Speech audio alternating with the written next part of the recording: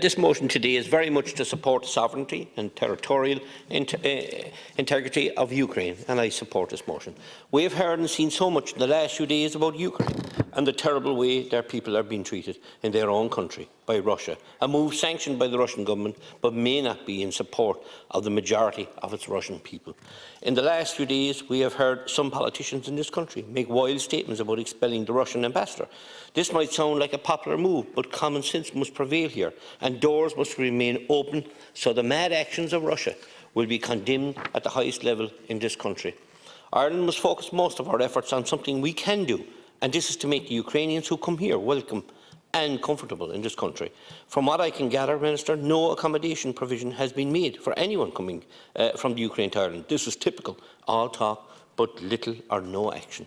I spoke to the Ukrainian community over the weekend in West Cork, in Bandon, Skibbereen, Clonakilty and Bantry.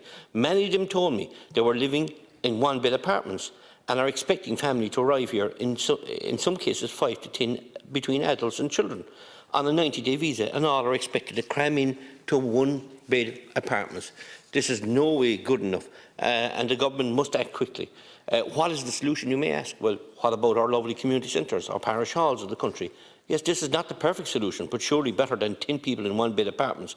At least here, they will be treated with some respect and dignity if the state were to work with the local communities to provide these excellent facilities with a little bit of financial aid.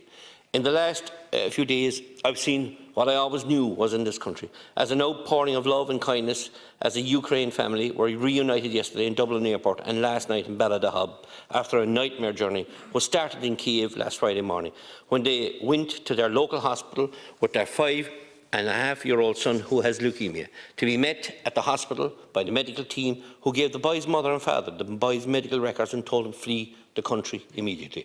This started an incredible 77-hour journey, ending in Balladahub last night. I would like to thank the Department of Foreign Affairs for their cooperation, the staff in my office who followed every minute of the highly dangerous journey, night and day, for the family, and to the family themselves who have been brave enough to get out and now seek immediate medical attention for Leonid in this country. This journey for Yana, Sergei, Svetlana, and last but certainly not least, the real hero, Leonid, a 5-year-old child who is now in the wonderful care of medical professionals in this country, must have looked like an impossible journey to leave behind their country, their home, their loved ones. Must be heartache beyond words. And no matter how Victoria, David and Sasha show kindness in Balladahub, their hearts of the family that came from the Ukraine and minds must be in the Ukraine.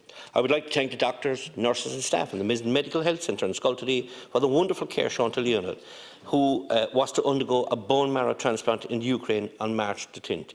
I would also like to pay tribute to other medical professionals in Cork, Dublin and Belfast who have put out the hand of love to these people through me since their arrival in Ireland yesterday. There's a lot more people out there that our thoughts are with at the moment. Eugene O'Sullivan in Bantry out in the Ukraine at the moment. I've been in contact with him over the weekend, and many more.